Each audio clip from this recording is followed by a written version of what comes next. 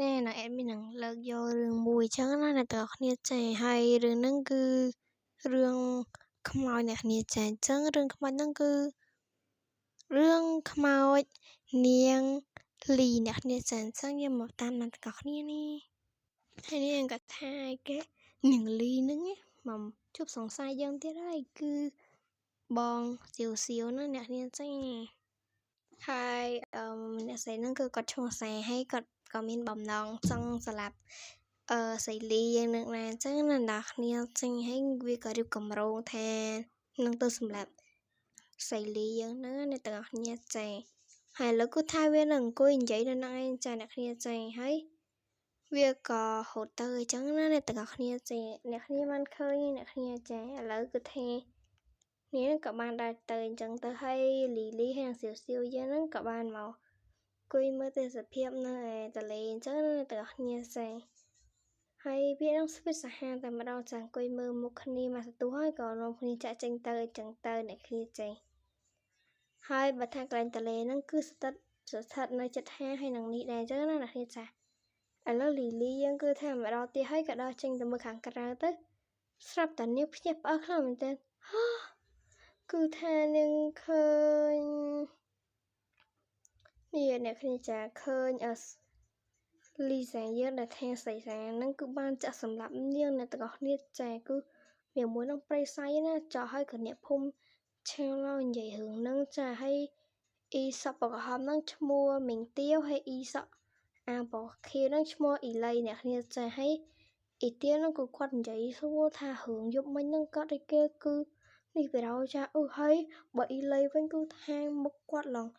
ភ្ញាក់ផ្អើលតែម្ដងអ្នកទាំងអស់គ្នាចេះហើយអើយអ្នកគ្នាអាណដល់កហើយអ៊ីទៀននិយាយថាយប់មិញហ្នឹងមិនមានរឿងអីទេគឺសលេងស្រែកចំហហើយក៏បានដល់ទៅមើលតែម្ដងអ្នកទាំងអស់គ្នាចាហើយគឺថាគាត់ភ្ញាក់ផ្អើល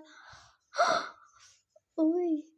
តើនោះគឺជាអីចាអ្នកគ្នាចាគឺគាត់ចំហមាត់បដ ாய் និយាយអត់អីលេងចង់ចេញតែម្ដងអ្នកទាំងអស់គ្នាចេះហើយគឺថាអ៊ីឡៃនឹងគឺថាភ្ញាក់ផ្អើលខ្លាំងមែនតើអ្នកគ្នាចាគឺថាថ្លុកឈាមច្រើនខ្លាំងមែនតើអ្នកគ្នាចាហើយគឺពីអ្នកគាត់ភ្ញាក់ផ្អើលជុំគ្នាពីណាអ្នកគ្នាចាហើយក៏នាំគ្នារត់តាមម្ដងទៅអ្នកគ្នាចេញអញ្ចឹងគឺថាអ៊ីទៀវហើយនឹងអ៊ីឡៃនឹងគឺថានាំគ្នារត់ទៅតែម្ដងចាអើយអ្នកគ្នាណាចេះអើយ my god so sad buddy ហើយសៃលីយើងក៏គាត់ទៅជាខ្មោចអ្នកទាំងអស់គ្នាចេះដោយសារតែនាងស្លាប់បាន3ថ្ងៃអ្នកគ្នាចាអញ្ចឹងគាត់ខ្មោចតៃហើយអ្នកគ្នាចាហើយនាងគឺភ្នែកស្លក់ខ្លាំងមែនតែនចាហើយពួកនេះគឺថាភ័យខ្លាំងមែនហើយក៏ប្រុងប្រយ័ត្នដែរមួយនេះវាមកអង្គុយជក់អាចក្រាបវានឹងបដ ாய் ចាអ្នកគ្នាចាគឺថាដូចភ័យដែរនោះចាហើយមួយហ្នឹងគឺឈ្មោះថាសរសៃយើងណាចាអ្នកខ្ញុំគួយជក់អាចសบายចាស្រាប់តែឃើញស្រីលីយើងមកនោះបដ ாய் គូថានាងភ្ញាក់ផ្អើលឡើងចំហមាត់ដូចអីតែម្ដងចាហើយស្រីលីយើងហ្នឹងគឺថាបានធ្វើអីដាក់សេសាតែម្ដងណាអ្នកនេះចាហើយសៀវយើងហ្នឹងគឺថាគាត់បានមកមើលលីលីយើងហ្នឹងឯងអ្នកគ្នាចាហើយក៏ដើរមើលអញ្ចឹងទៅអ្នកគ្នាចាហើយក៏ដើរសង្កប៊ីហូទៀលីលីយ៉ាងមកដល់ចាហើយក៏ដើរចូលទឹកមើលចឹងអ្នកគ្នាចាហើយឃើញថ្លុកឈាមចាហើយគូថាគាត់ចម្លែកតើនេះគឺជាអ្វីនោះពេលដែលស៊ីយ៉ាងបានជួបនឹងហើយស៊ីក៏បានសួរថាតើអូនកើតអីនោះហើយគឺថា